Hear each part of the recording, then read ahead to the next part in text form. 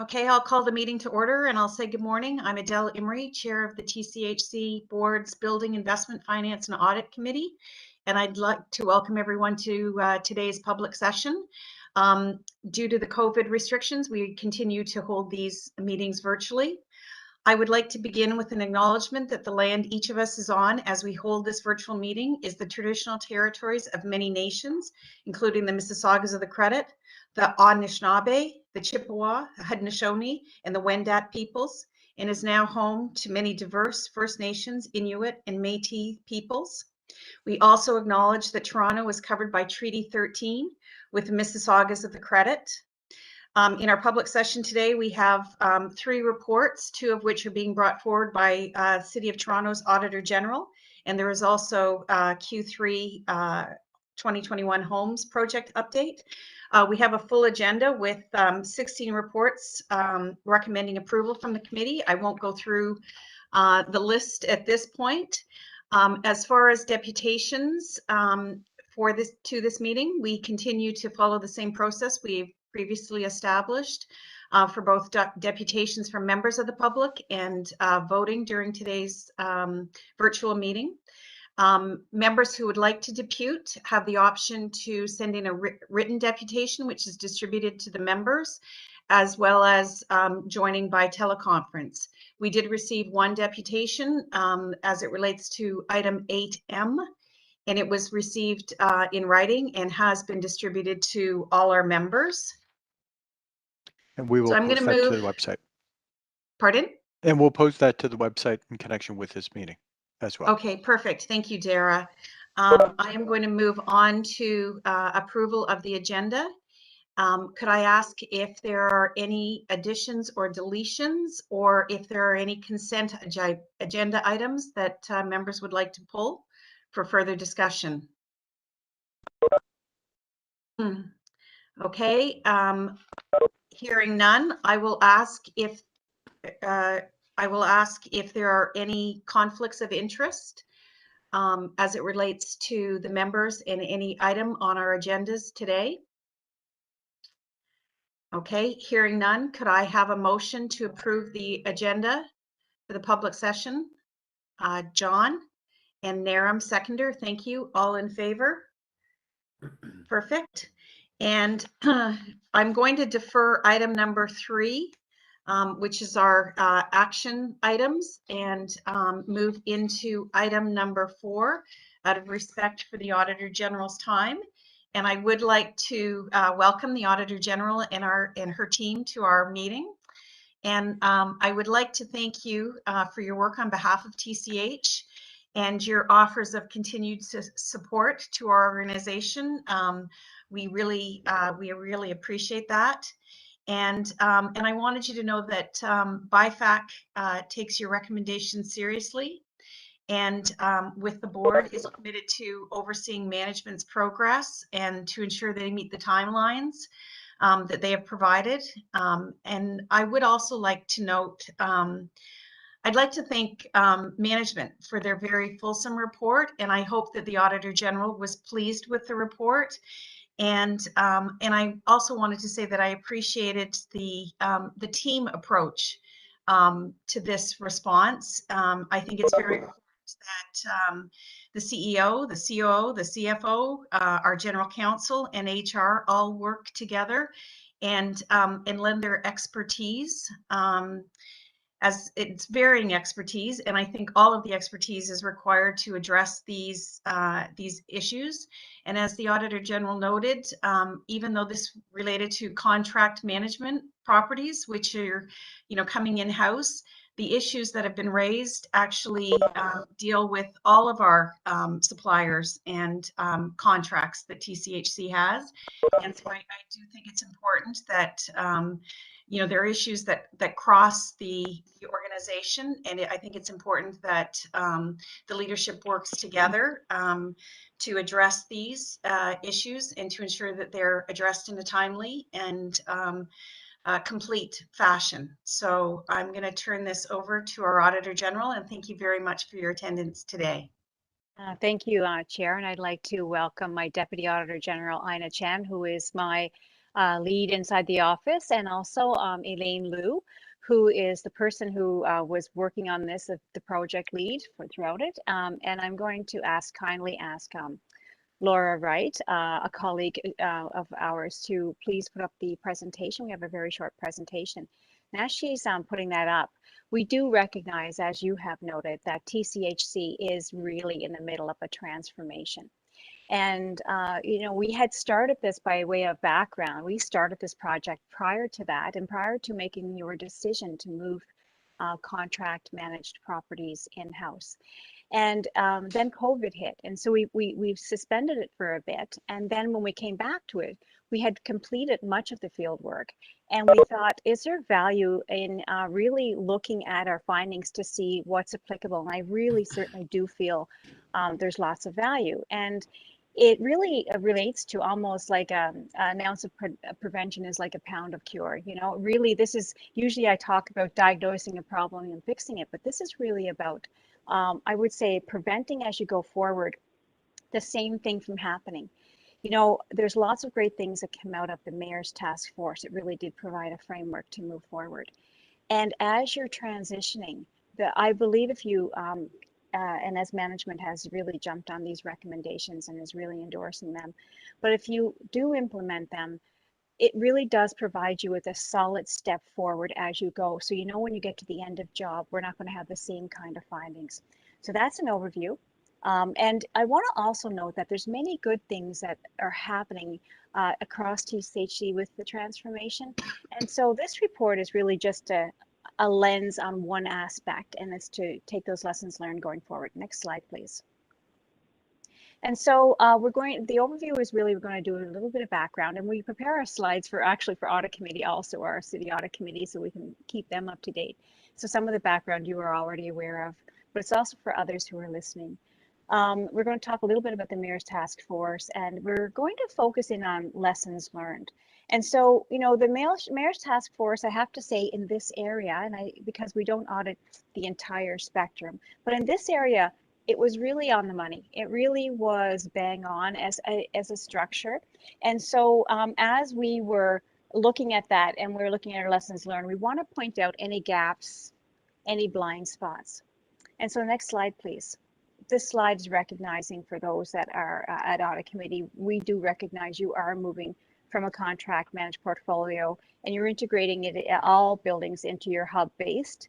But it's ultimately about, regardless of the model that you're using, you're going to have an agreement, an accountability agreement with someone, whether it be an employee, whether it be a site manager, a superintendent, a contract managed group, a vendor. There's an agreement, and the lessons learned is in that agreement. If you embed clearly the expectations, you have the right systems in place, and the monitoring is happening, when you get to your end of job, you're going to be meeting your expectations. Next slide, please. And this slide is really reflecting on the mayor's task force, and they really focused on what was relevant and what was relevant. And we took that as what was relevant to our audit. Number one was developing and implementing an action plan. And it talked about improving building conditions, and it talked about tenant satisfaction, and talked about quality of service. And then it also spoke to having clear performance standards so that there's equity when those services are provided to tenants, and also about monitoring and making sure that things were going to be monitored going forward. And TCHC has made many commitments. Next slide, please. And the commitments were really about adopting stronger contracts, making sure things were clearly defined, clearly measurable. The KPIs and accountabilities were to be there. And also they committed to continuously and rigorously monitoring the quality of work. And many of these items didn't fully materialize. And so, if we're looking to say, well, how did the contract management group do and how did our staff do? If you don't have the clarity laid out of what's clearly expected, and if you don't make sure that you are monitoring, and what does that look like on the ground, that there's a disconnect there, and you're not reporting information that's based on reliable and accurate and full information to the board, you really can't correct. And so This piece did not materialize. There's a gap here, a blind spot. So the focus of this work is really to focus on that. So they said that they would do these things, and of course it didn't materialize. So we're not going to go into a lot of the details in the report. In fact, the aspects around the contract managed properties and the service sheets, the performance sheets, the pictures, it's not about that. It's really about this. And if you can focus on this, it's good. Next slide, please. And so I'm going to set up, our audit was really to assess the contract management service. And, we came away with focusing, embedding accountability into the service delivery, setting clear and consistent performance measures, monitoring the performance, and holding people accountable, and having the information to hold people accountable. And the third area is that will build the trust and confidence as you move through, because you'll have transparent information. If you're not where you want to be or need to be, everybody will say, okay, well, you're not where you want to be, but there's a plan to develop it to move forward, versus, oh, we're good. And then it turns out when we come in, there might be some gaps there. And, when I say number 2 about monitoring performance and holding people accountable, whoever that service provider is, you have to do the monitoring. You have to make sure things are clear, and you have to have accurate information to hold people accountable. Otherwise, if you look back, we didn't really have a lot of documents that we could really do that. And so going forward, making sure that process, that culture is set up is going to be key. I'm going to turn it over now to my Deputy Auditor General, Ina Chan, to go through the lessons learned in a little more detail, and I'll speak to you at the end. Next slide, please. Thank you, Auditor General. So the first lesson that I'm just going to give you a brief overview about is making sure to set clear, consistent performance expectations and measures. And so one of the goals that TCHC had going into these contracts was to provide residents with consistently good service no matter where they live. And so to do this, it really requires having the same service standards or the same specifications, expectations for all buildings, whether they're direct managed or contract managed. That's important. And so what we found in our audit was that the specifications, or what was included in TCHC's property management contracts, didn't always clearly set out TCHC's technical specifications, and they weren't always consistent between direct managed and contract managed properties. And so it's the other thing that we found was that the contract, it did include 39 KPIs, but that TCHC did not always track, monitor, or take action on these contracts. And so in some cases, the KPIs weren't tracked, and that's in table 1 in our exhibit 2 of our report, at the end of our report. And in some cases, the KPIs were tracked, but the data wasn't fully reliable. And so what's really important here is that when you're monitoring and when you're setting KPIs, setting up the systems and processes to record the data consistently, because that's what you're using to analyze if there's any risks, if there's any areas that need to be addressed, and using that information then to compare performance from building to building, development to development. And then the last piece is just making sure that you have the right performance measures in place. And so one of the things that TCHC wants to focus on is on quality and tenant satisfaction. The KPIs in the contract were more focused on how promptly or how quickly a task was completed, rather than how well the work was done. And so if these are areas that where TCHC wants to improve service delivery, it's important to have measures that focus on these. So next slide, please. So really our recommendations for going forward are to set these clear expectations. And so as TCHC is moving to its decentralized tenant service hub model, as well as transitioning in the contract managed properties into direct management, it's very important to have a consistent understanding of what is required, both for staff that are coming in as these properties are transitioning in, as well as in the decentralized model, is to have a consistent understanding of what is expected, what will be required, because that's key for accountability going forward. It's important to also review and continue to improve on the measures that support TCHC's desired outcomes, to improve outcomes. So this might mean taking a look and seeing if there's additional things to monitor for the quality of work, quality of routine repairs and maintenance, adherence to preventative maintenance standards, and improving tenant satisfaction. We did see that TCHC is doing really good work now in measuring the services quality indicators and comparing what tenants' perspective on services versus their own staff. And so that's a great improvement that's been happening. And then the last thing is just to make sure that there's high quality data. And so this requires, again, a consistent understanding of what information to capture, making sure it's actually being captured in the system, and then analyzing it to identify key trends and indicators.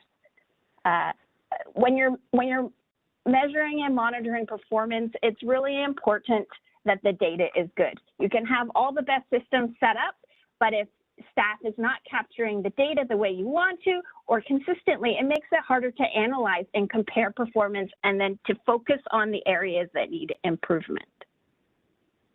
Next slide, please. So our second lesson learned is around monitoring performance and quality. What's important here is that management, TCHC, can delegate or decentralize responsibilities to staff, to vendors, but when you're assigning work to other people to do or to staff on a decentralized basis, it's important that management remains accountable for monitoring, that the work is getting done and that it's getting done well. So going into what we found in our audit, going into the contracted property management, was that TCHC advised the board that they were going to continuously and rigorously monitor performance. On the ground, we found that the oversight and monitoring was not sufficient, wasn't as strong as it could have been. Site staff were taking a more reactive rather than proactive approach. TCHC was relying heavily on its contracted property managers, but its own monitoring of whether the quality assurance was there, inspections, that type of stuff, it could have been stronger. And so the other thing we found was that the records that show proper monitoring and inspection were not there. So typically TCHC staff did not obtain and review supporting documentation to monitor and validate that the work and services were performed. So they didn't obtain the subcontracts to make sure that contracted property management specifications matched what TCHC expected. They didn't obtain and review service tickets to make sure that the services were performed, and then didn't obtain and review inspection reports to make sure that those quality monitoring processes were there. Next slide, please.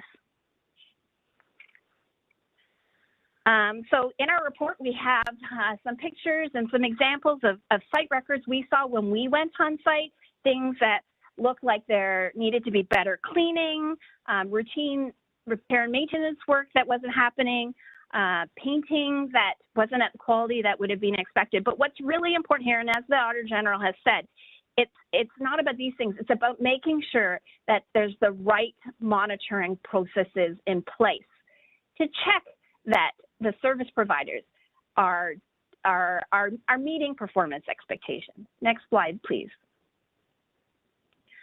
So when we were on site, we found that there were records missing, other records that should have been kept or need to be kept. And so TCHC staff should be monitoring to make sure that the site staff are doing what is expected. Next slide, please.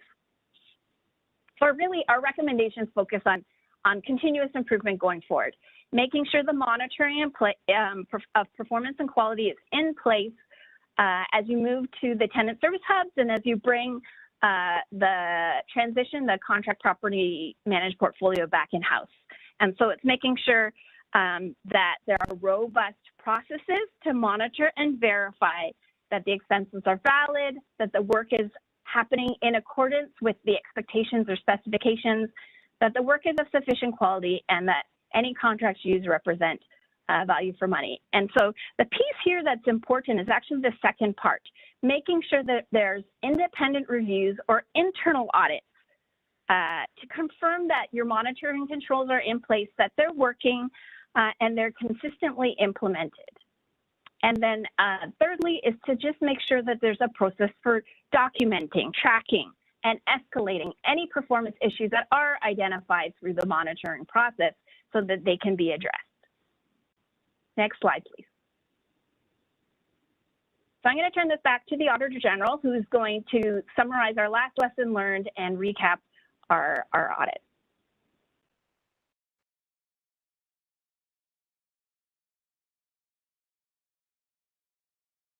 Madam Auditor General, you're muted. Yeah. Before I start the slide, if you have the chance, if you can turn to Exhibit 2 on page 54 of the report. And that's the key performance indicators for maintenance and cleaning. And I think it kind of is one-page picture of what we're seeing. There's 14 KPIs that we're committed to.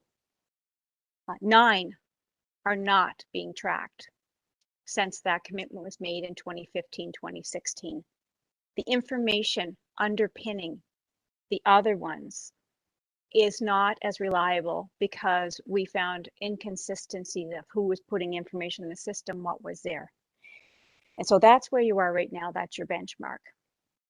Overlaying that, there might be quality items, as my colleague pointed out, as far as the quality indicators aren't really quite there.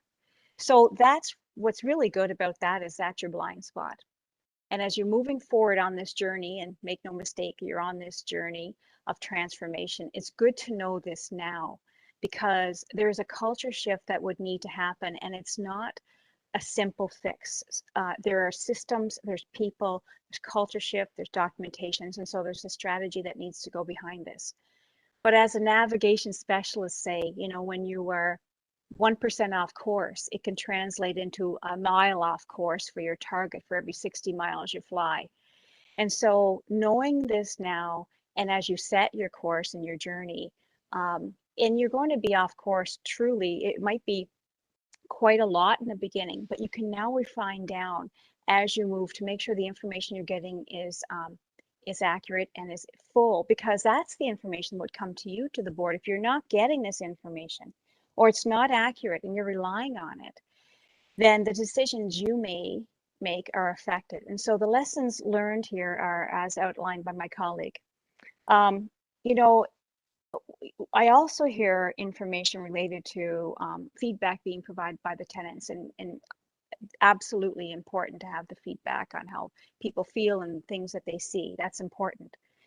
But a lot of our report deals with the things you don't see. The preventative maintenance for your assets, such as HVAC, big investments, the things that don't show up, like I liken it to on a building, like on a house, when you have the gutters that maybe is not there, but that affects the integrity of the building envelope.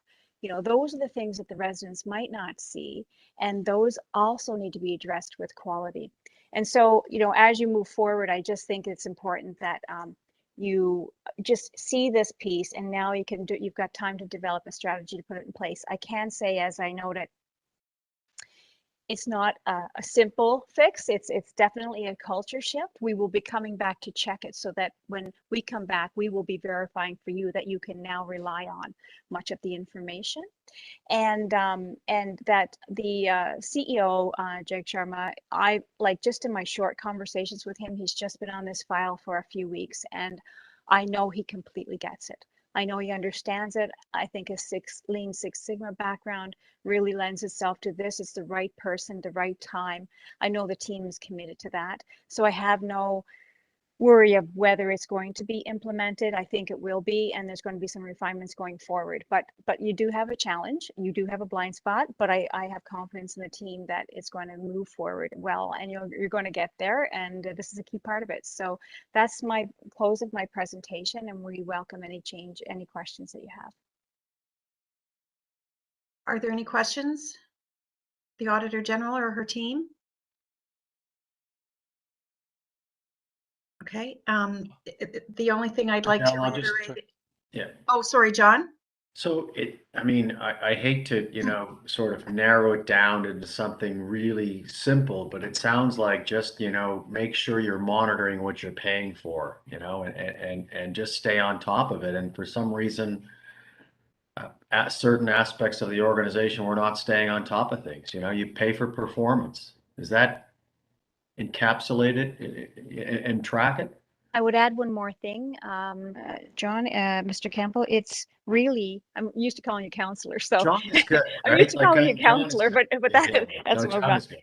I think you would go with clarity with the expectations. We did see a disconnect between what the DM specifications were, the level of information that was provided to DMs, and the level that's provided to the contract managed properties. So clarifying for both, if this is your expectation. So if you're wondering why a certain person might not, or a certain group might not be meeting the expectation, part of it is in the clarity or lack of clarity in the expectations that were set and the lack of detail. So making sure there's clarity up front that you're getting the same expectations on both sides. Then, as you said, performance, getting the information to see what performance is, and then holding people accountable. They're the three things for sure. Can you speak a little bit about the culture? And you said that, you know, there needs to be a cultural shift. Yes, the cultural shift is, I would say, you know, when, you know, coming back to the board a few times, you know, I would see management saying they're doing one thing and then this is what's happening. And it's really that information gathering that's really important. I think also, I mean, some of the things that I would hear is, well, we're not doing contract managed properties anymore, and therefore we're kind of okay, we're moving into this new direction. And it's really about saying what could have been better there, what do we own there, you know. And so the culture shift is really around those areas. Information accuracy is so important. It's important not to promise and then find the information doesn't actually hold true. So if you're going to say that you're monitoring and exhibit 2, emergency maintenance work orders, you know, to be done in 4 hours. If you say you're going to do that, make sure they're done 90% of the time monthly, then make sure it's done. You know, so it's really that piece. Understanding that you have many moving parts. I get that.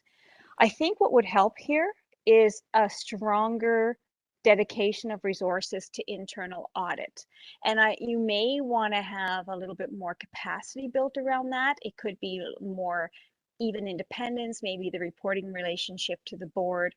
I think that's going to help identify certain things sooner and know in this area it might be, you know, might get worse before it gets better, but you know you're on the track of getting it better because you have the things identified. It's really hard for you to manage something if it turns out that it's not being reported or the information is not reliable. Got it. Thank you very much.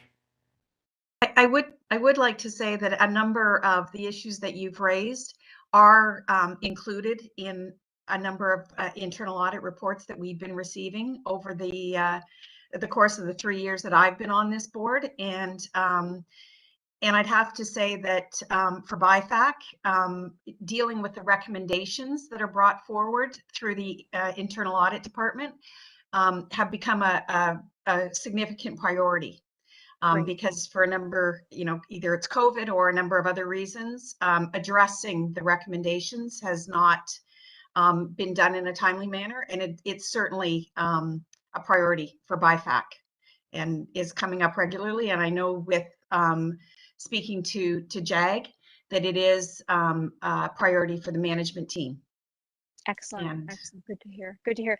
And I guess I just want to add to that, accountability is important. So if there's a commitment to be managing 14 key KPIs and only Nine of them are not, 65% of them are not monitored.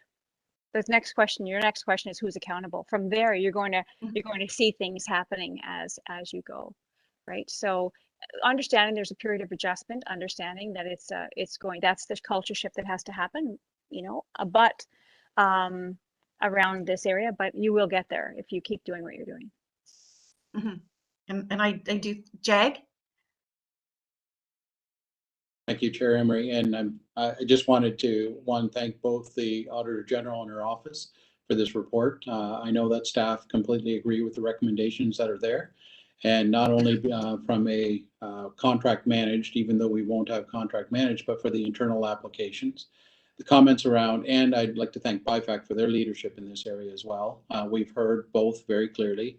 My team is very much aligned with the reinforcing our internal audit and our audit findings and our responses to them. I can tell you that I will be very carefully monitoring not only this audit, but all of our audits as we move forward, and being sure that we are delivering to the actions, as well as continually using these the data sets that are committed to as a result of these audits. And that will drive, I think, a different experience in the organization. I do want to say that I do believe the team is accepting of this culture shift, and we are moving in that direction. There's been a lot of hard work that's gone on already in order to begin to move in this direction. And I think that is not only recognizing the leadership team, but of course, the strategic priorities as approved by the board. And I think there's great alignment that will deliver great success. But I want you to know that my commitment is to ensure that we have all of the appropriate oversight and ensuring that these actions are not only completed, but used on a regular basis as we move forward. And I'm very confident that we will complete the actions in a timely manner, and I hope that the Auditor General's subsequent review will be a positive one. And we certainly appreciate your continued support in these areas. Are there any other questions on this matter for the Auditor General? Did you want to speak to the follow-up of the previous audit?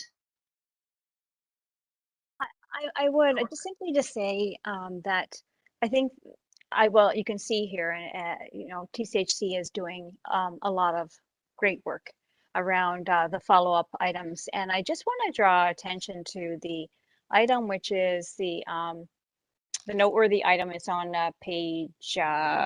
page 4. And essentially, it really speaks to what I call encapsulates in essence, you know, the impact that audits can have and grabbing hold of this. This was a recommendation. It came from our report called Moving Forward Together, where we had different real estate groups around the city, you know, prioritizing things differently and maybe not harmonizing with the overall priorities, especially for housing across the city.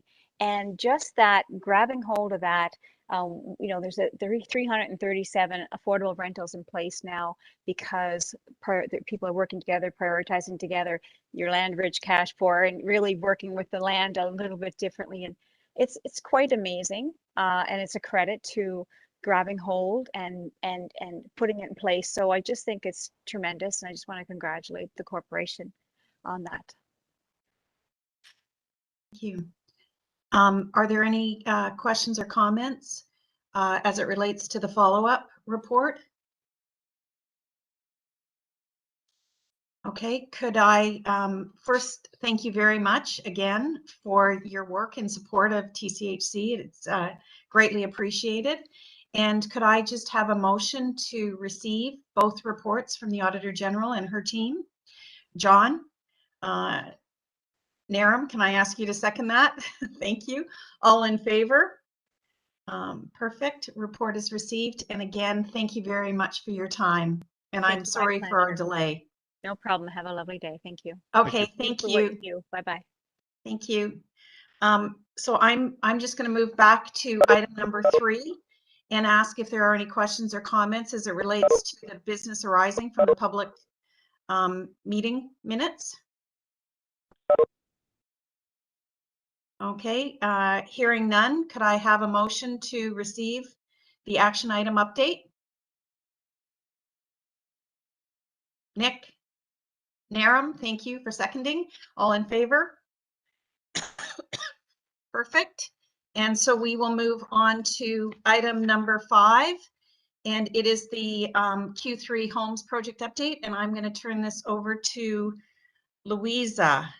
And I think she's in here. There's a lot of, it's like a giant Hollywood squares. Good morning, Madam Chair. I'm here. You. Can you see me and hear me now? Yes, Great. perfectly. Thank you. Yes, I fixed my speaker issue from the previous meeting. So thank you very much. So I'll just provide an overview of the Q3 report on the Homes project. We are in the final phase of our project. As mentioned in the previous BIFAC meeting, we did look at the final phase of the Homes project to determine its feasibility to launch such a significant change to the organization in the original time commitment. So we did meet with the steering committee. We did meet with our executive sponsors. We had conversations with our vendors and with our QA partner, KPMG, to discuss this. And it was agreed that we should defer the rollout of this final phase to the first quarter of 2022. And we have now adjusted our project plan and our budget accordingly to meet that.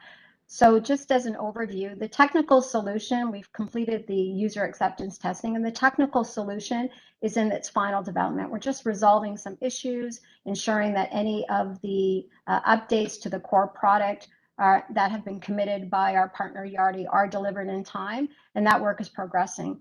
This is really about the change to the organization. There is significant process changes that are required.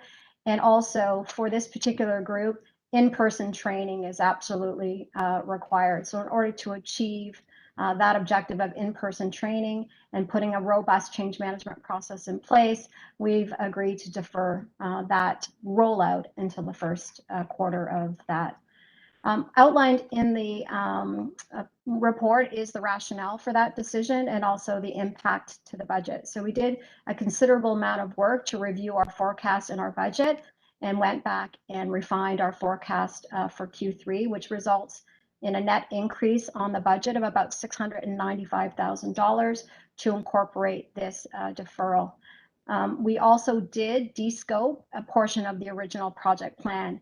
As stated right from the beginning in 2019, we did have a track 3, which was work required to onboard our contract managed providers onto our new home solution. As a result of the decision to bring contract managed back in, that work was de-scoped, and subsequently the budget and the award to Yardi was reduced accordingly. Are there any questions for Louisa on the Q3 update?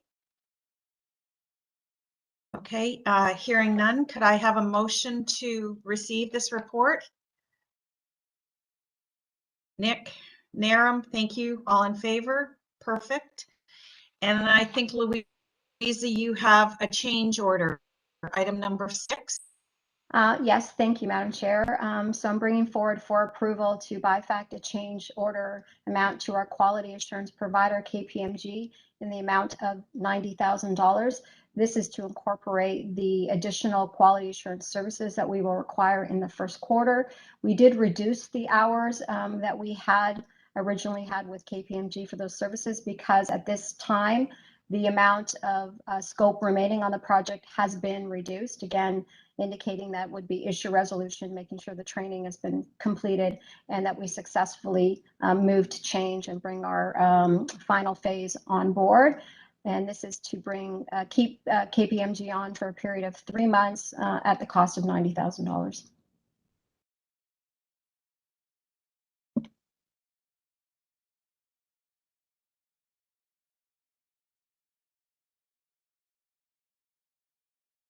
I think the chair is having a connection issue. Sorry, are there any questions or comments? Oh.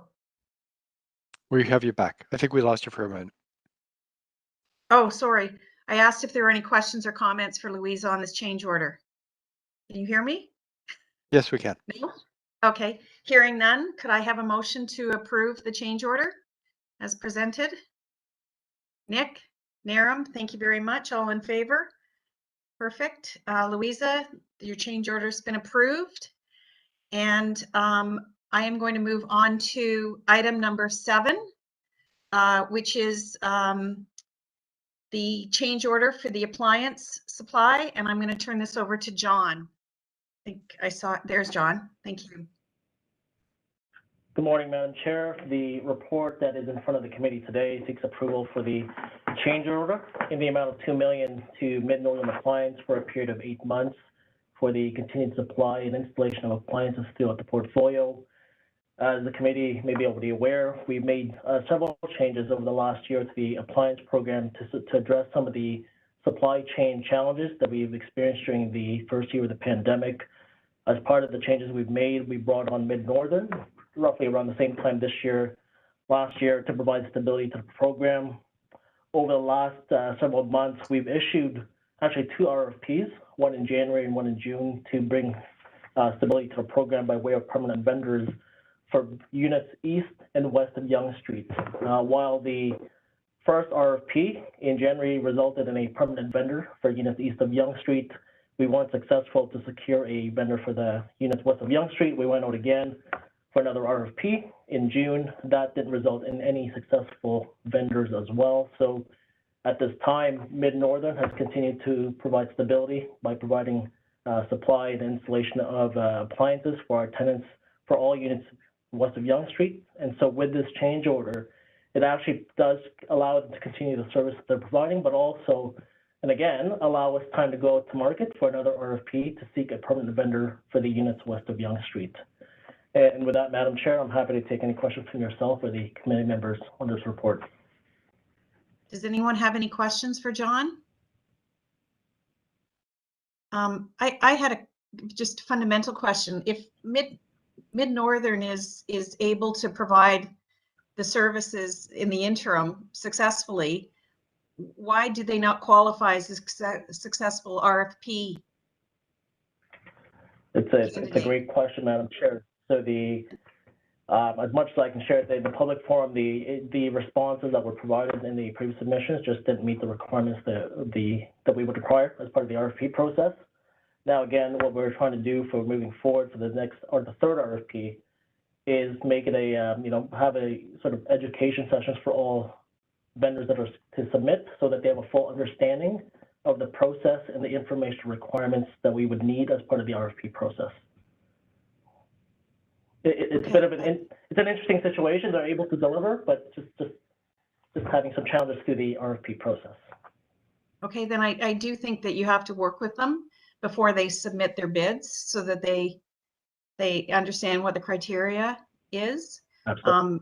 Because I'm not sure how you're going to get a successful bidder.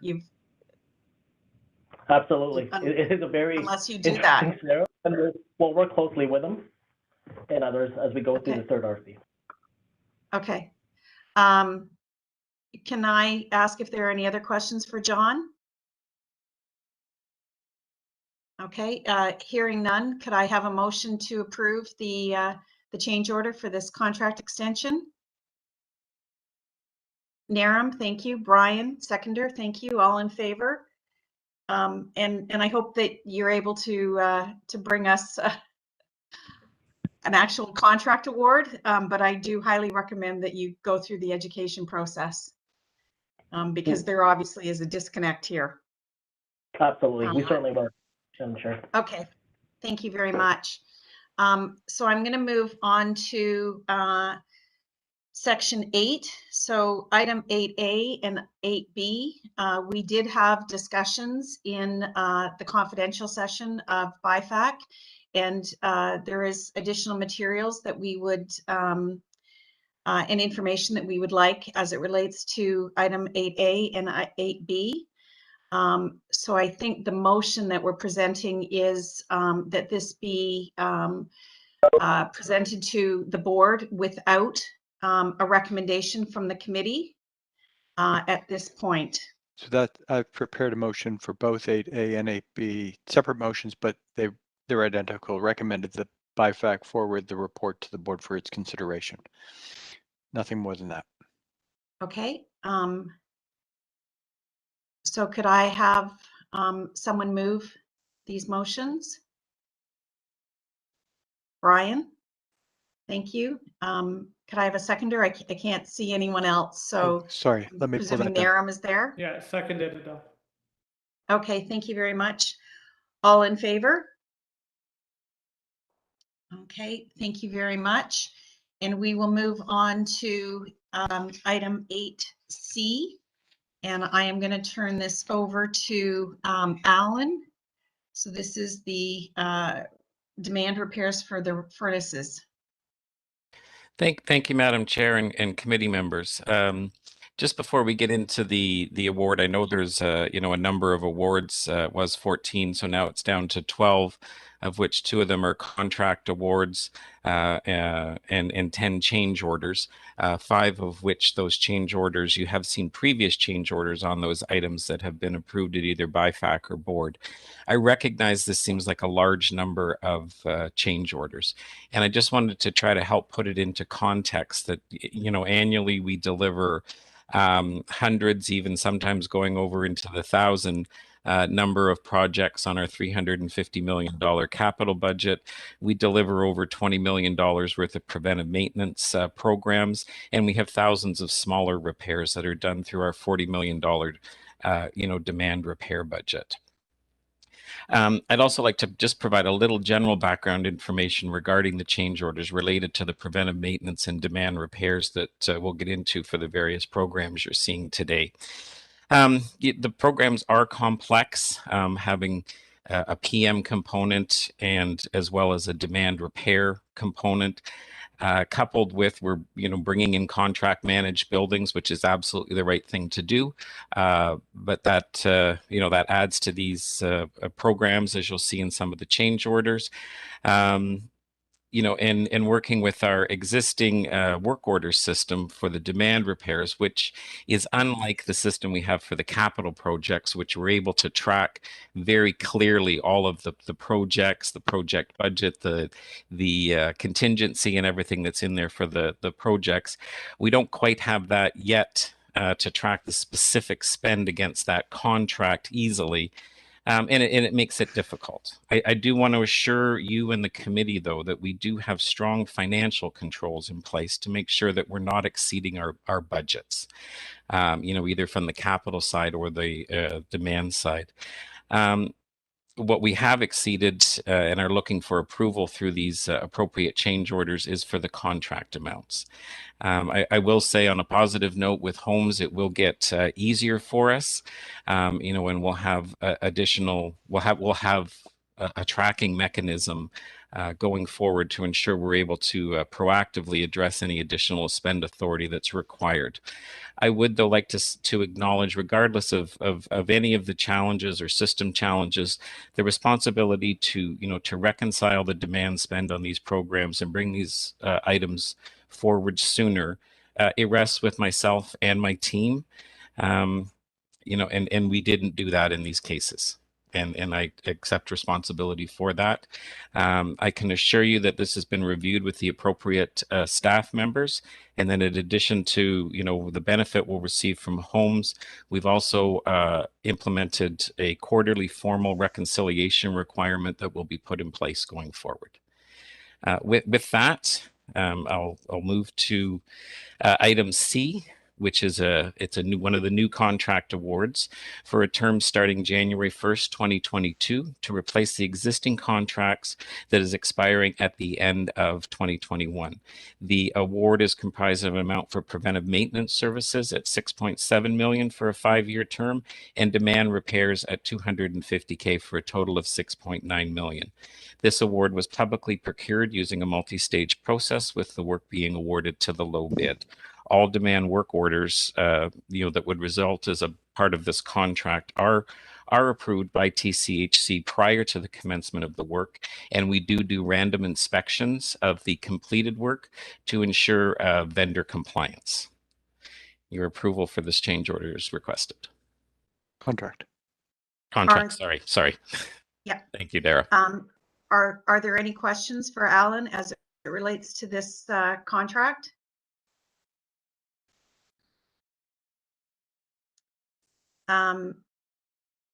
I think in light of the Auditor General's comments and the discussion that we had in the in-camera session, I just hope that the monitoring of this contract and these demand type contracts will improve. Agreed. There is an issue here that we have this many change orders, that these contracts, the estimates, I don't know what the issue is, but we seem to get to the end of the period and there's a panic because we've run out of money. Understood. Okay. Yes. And I would appreciate if you could bring capital budgets when we're seeing certainly this many change orders, when everything is considered to be covered by the capital budget. I think BIFAC needs to see the impact on the capital budget in total, as opposed to just the statement that it's being covered.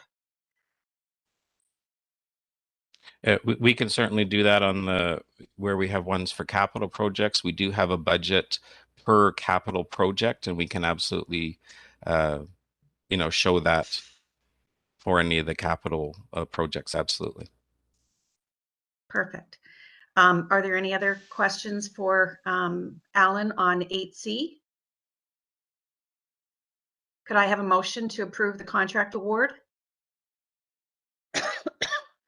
Nick, Naram, I'm going to presume that scratching is a seconder. Thank you. All in favor? Okay, 8C is approved, Alan. Do you want to take us to 8D? Sure.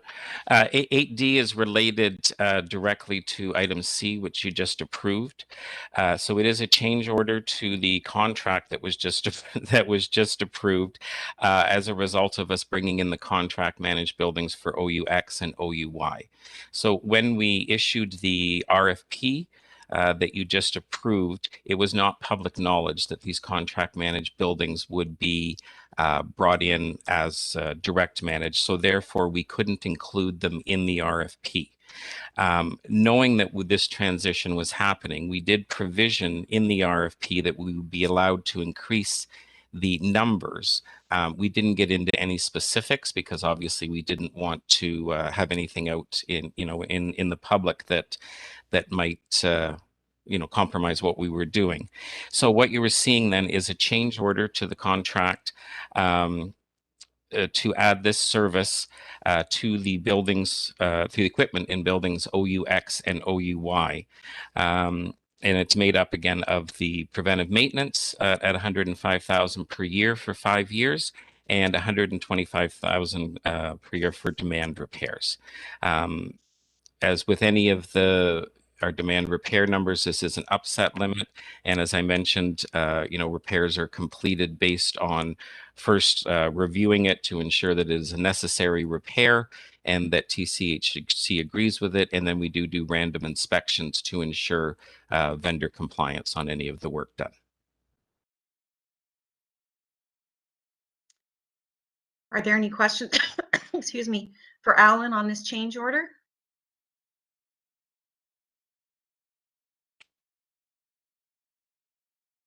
Okay, hearing none. Could I have a motion to approve the change order for the additional? Brian, thank you very much. And Nick for seconding, thank you very much. All in favor? Okay, perfect. Alan, you're still on. Thank you. Would you like to move on to 8E? Yes, thank you. So item 8E is a change order to an existing contract that we have for preventive maintenance services and demand repairs for residential furnaces and hot water tanks, which is expiring at the end of this year and being replaced by the contract in item C that was just approved. A reconciliation for the contract for 2021 was completed and looking at our current spend and where we anticipate that we're going to be at year end. We are seeking approval for an additional $86,000 to allow us to bring these services through to the end of the year. This is on top of the change order that was approved earlier at the board. Okay, my question, I don't know if it's a typo, you're talking about this change order as it relates to the period January 1st, 2021 to December 31st, 2021. And we're in November now. So has some of this money already been spent? Yes. So they did a full year review, and there was a little bit of it that was done previously. So this is to get us through to the end. Okay, so can I ask why the change order is coming after? It should have come earlier. It Okay, was and that's part of what we need to implement the quarterly review process or quarterly review reconciliation for, so that we don't end up finding it out after the fact. And we will do that with the reconciliation. I highly recommend that you change your tracking Absolutely. process. Okay, I wasn't sure if that was a typo. No. Are there any other questions? Okay, can I have a motion to approve this change order? Naram, thank you. Brian, can you second? Perfect, thank you. All in favor? Okay, item E8E has passed, and we're going to move on to item 8F, which is a contract award, the residential furnaces and hot water heaters. Thank you. Item F, as you've noted, is a contractor award. This is for a new contract starting in January 1st, 2022, to replace our existing contract that is expiring at the end of this year. The award requested is in the amount of $9.5 million over 5 years, and that's broken down between $8.9 for the replacement over 5 years and $675,000 for demand repairs over the 5-year term. Again, as I mentioned with the other ones, that $675,000 is an upset limit. Obviously, we will reconcile to that going forward on a quarterly basis to ensure that we don't, if we're coming to a situation where we do require more money, we'll be proactive in be coming to this committee or the appropriate committee prior to needing it. This contract was publicly procured using a multi-stage procurement process. There was only one proponent who passed the rated criteria. However, the bid is within our estimate. It's definitely deemed to be fair, fair and reasonable for the work being performed, and we have no concerns with the contractor being recommended. Okay, are there any questions for Alan as it relates to this contract award? Okay, again, I don't want to belabor a point, but I would like you to bring us some kind of an update on the processes and the changes in the processes that you're going to be implementing to track these and monitor the service level and the value for money. So I would like that to be put on the action item. So could I have a motion to approve 8F, the contract award? Naram, thank you. And Nick, thank you, seconding. All in favor? Thank you. 8F has been approved, Alan. And now we're on to 8G. So yes, thank you. 8G is a change order related to the existing furnace and hot water replacement contract that is being replaced by replaced by the contract you just approved in item F. This is for the existing contract that we have going to the end of this year. The change order is for the approval of additional spend needed to continue to provide the service through to the end of the year. Over and above the amount that was already approved previously by this committee. The dollar value is driven by an increased number of furnaces requiring replacements, as well as we have a large number of hot water tanks that were previously being leased, which we have terminated the lease on and replaced them with new TCHC owned hot water tanks. In working with our counterparts and our colleagues in finance, it is more financially responsible for us to be to own the tanks, as well as it provides better service to our tenants than leasing them. So when we have the opportunity to exit a lease without a penalty on a hot water tank, we are doing that and converting them to owned tanks. And that's why partially what drives this change order amount. So we're looking for your approval for item G. And again, can I ask, it's to January 2021 to December? Yes, So money has correct. been spent here already. Yes, correct. No, I think I'm gonna be yelled at in like 2 seconds. Pardon? Is someone speaking? Naram, did you have a comment? No, sorry about that. Oh, okay. Sorry, I could hear a muffled. Okay, so can I have a motion to approve this change order?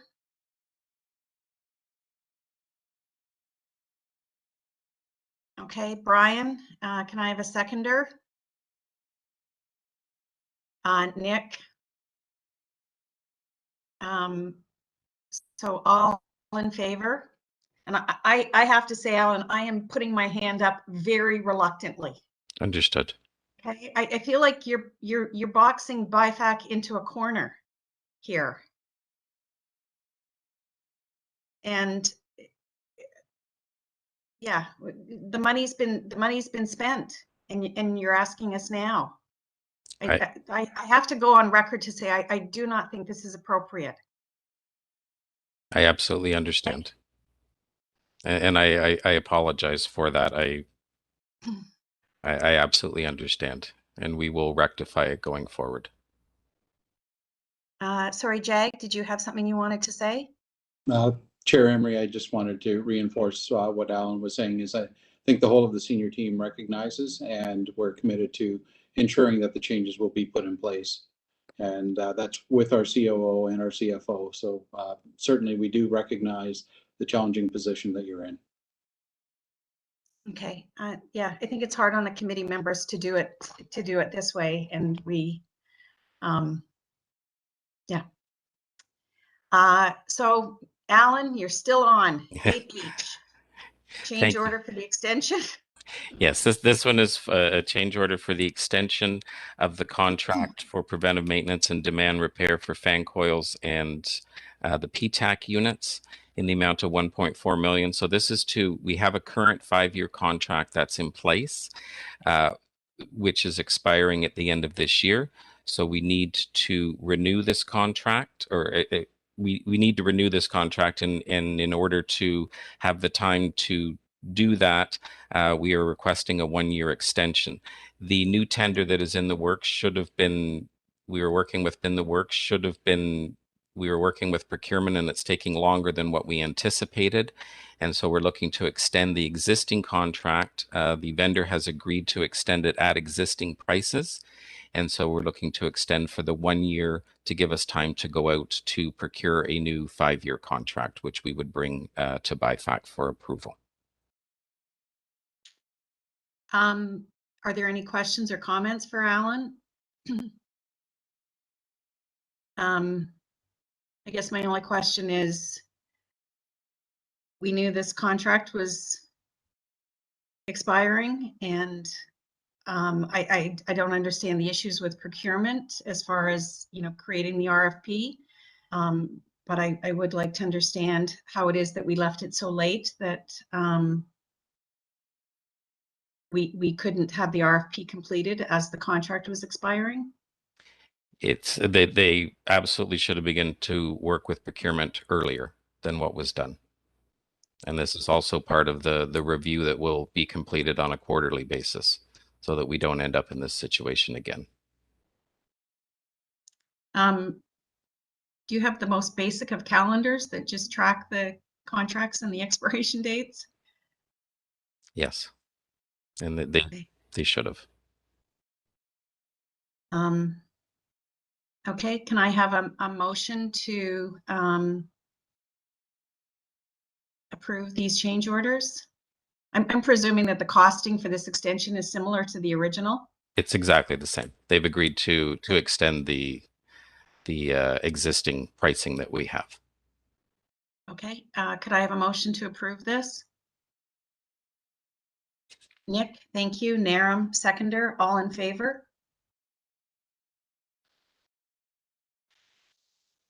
Okay, Alan, let's go to 8I. Okay, 8I is similar to H in that it's a contract for a PTAC units replacement. The contract is ending at the end of this year. We have been working with our colleagues in procurement since July to get a new contract in place. It's taken longer than what was anticipated. Again, lesson learned that we will start much earlier in the process to ensure that we don't require an extension. This one, the contract, or sorry, the tender that's out is currently in the evaluation. Is out, and then we will need to go through the evaluation, and approval of it. So we are asking for a 3-month extension to the existing contract, which is in the amount of $240,000. As with the other one, the existing contractor has agreed to remain to keep the existing prices for the extension of 3 months. Are there any questions or comments for Alan as it relates to this change order?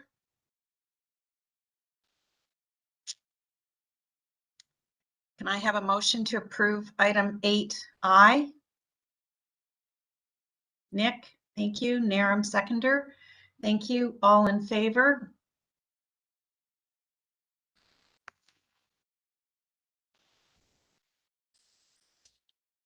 So is that your last item? Are we moved on to, oh no, No, is 8J?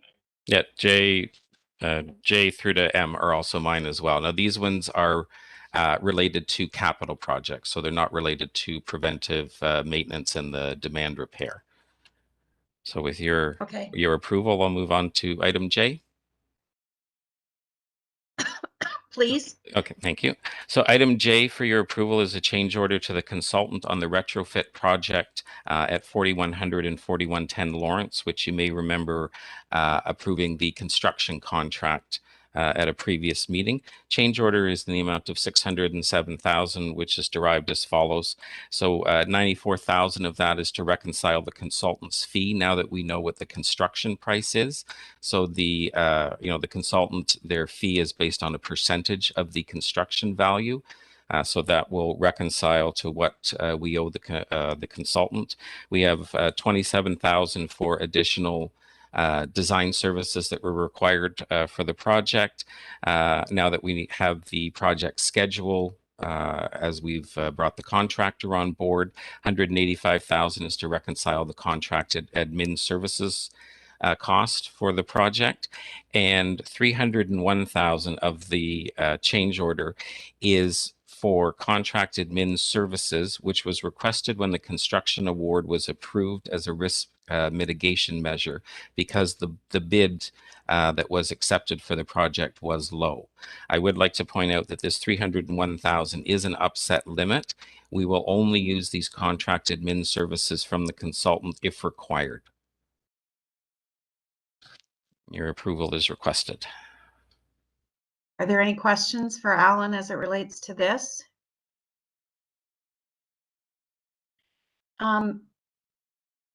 Alan, I found that there's a huge conflict here. I didn't understand. At one point, you're saying that the estimate that was given to the consultant is low compared to the bid.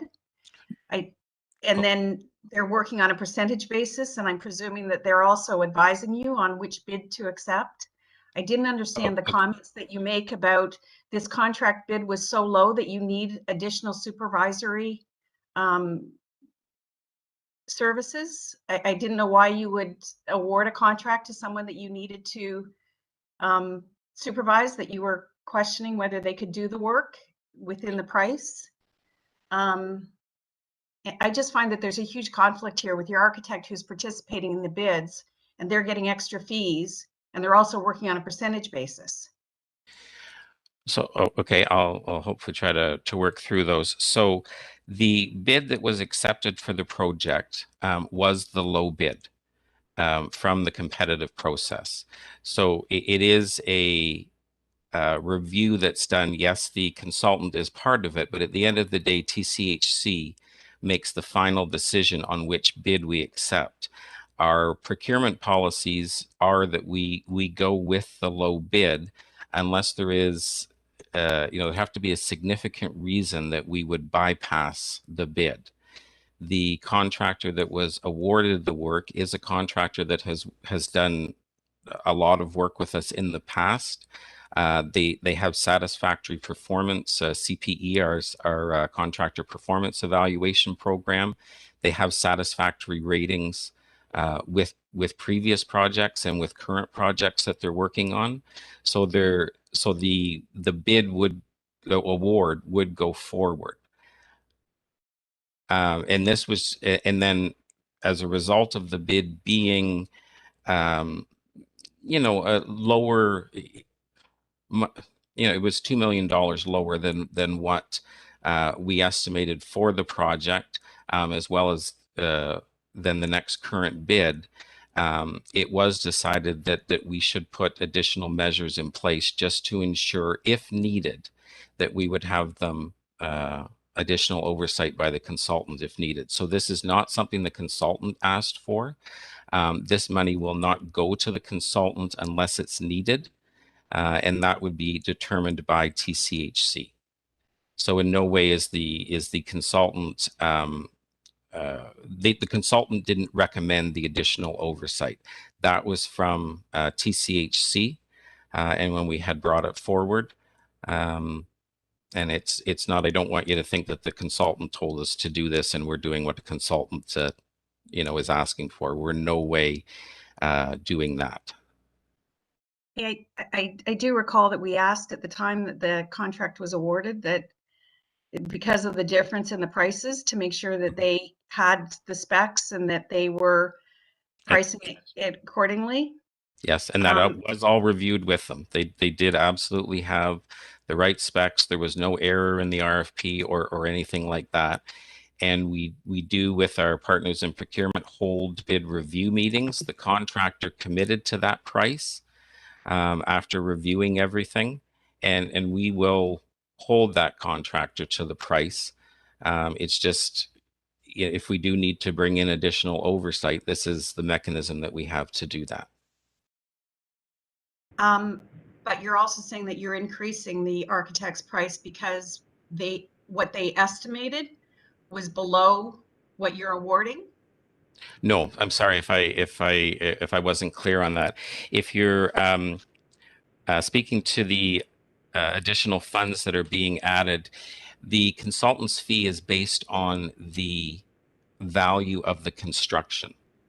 So at the time, we didn't have the final price for construction. Once the award went through, then we get the final price. Then we can calculate the consultant's fee. And we had issued them a purchase order for less than what they are owed based on the construction value. So this is to give us the authorization to go up to what they are entitled to based on the fee percentage that was accepted when they bid on the project, and now that we have the final construction value. Okay, but did they give you an estimate of what they thought these construction costs would be, and you agreed to a fee based on that, and these are additional monies? We agreed. So yes, we always have a estimate for the project, but in this case, when the way this one was tendered, the consultant was selected based on a percentage basis. So the consultants gave a percentage that they would charge based on the construction value. And then now that we have the construction value, we can calculate their exact fee that is owed to them based on the contract that we have with them. And we have not issued them a PO for that full value because we didn't know what the construction value was. So we wouldn't issue them a PO. We would issue less so that we can then calculate it when we get the exact construction value, which comes through when we go through with the award. Okay, I think I understand. I thought it was in addition to what, but it's not. This is their total fee. This is their total fee, correct? Okay, I just find that when you're doing a percentage, that's not how I'm used to paying consultants. It's their fees. They're just flat fees. Because I think it does create a conflict for them when they are advising you. I appreciate that you're making the final decision, but they're being paid for their advice. We, you know, we have worked, our design and engineering department has worked through with our counterparts in procurement, and they've done a lot of work with how we procure consultants. And when we get into the large projects, typically what we do is we provide a range which we know is an acceptable range in terms of the percentage for what the consultant's fees will be. It's been very successful for us in terms of we get a great balance between you know, keeping the cost reasonable as well as attracting quality consultants for our projects.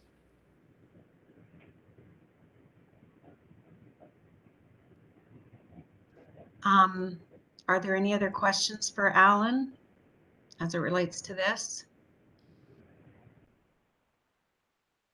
Could I have a motion to approve this change order?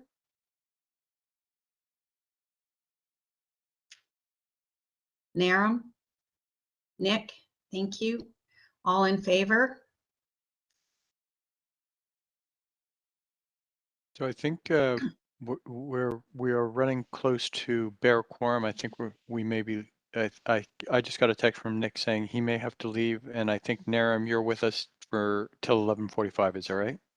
Yeah, I was actually just, I don't know how long the next item is going to run. So I was going to say, you know, I might sign off now, but I'm happy to stay on for the next 4 minutes or so.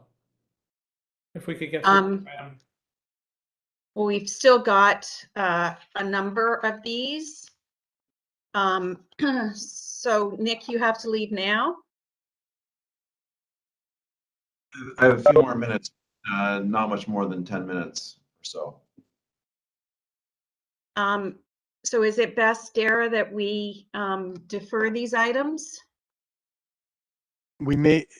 I'll look to the operations folks, but what we may need to consider doing is setting a special BIFAC meeting between now and the end of the year to address those remaining items if we're not going to get through them at this meeting. They don't require, as I understand it, they don't require board approval, so that as long as we can find a date between now and the end of the year to schedule a supplementary BIFAC meeting to get through the rest of the matters, that may be an alternative. Could we do it at the board meeting rather than trying to find another time? We could refer these matters to the board as a group without recommendation, or refer these matters to the board and recommend the board approve them, and so that we can get through them, have any questions asked, and then we'll add them to the board agenda.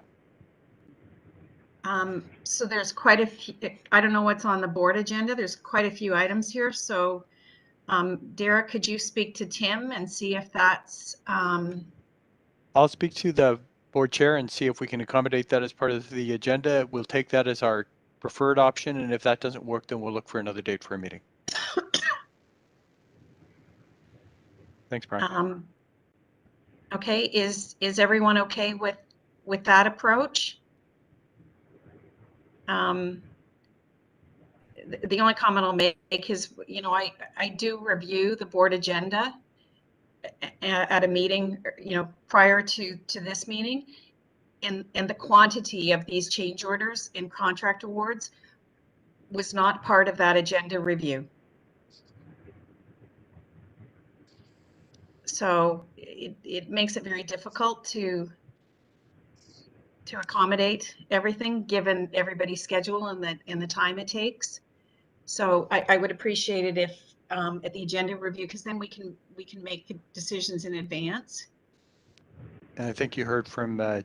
Sharma earlier that we'll initiate a process of actually reviewing meetings, 2 meetings in advance going Okay. forward, and hold operating divisions or hold business units to the deadlines that we've got for reports, so that you get the reports in a timely manner. Okay. It's just harder to do this on the fly. Okay, so thank you very much. And I appreciate your time. And could I have a motion to adjourn the meeting? Nick, Nero, seconder, all in favor? Thank you very much. I hope everybody has a good day. Everyone. Take care. Yeah. Thank you, everyone. Bye.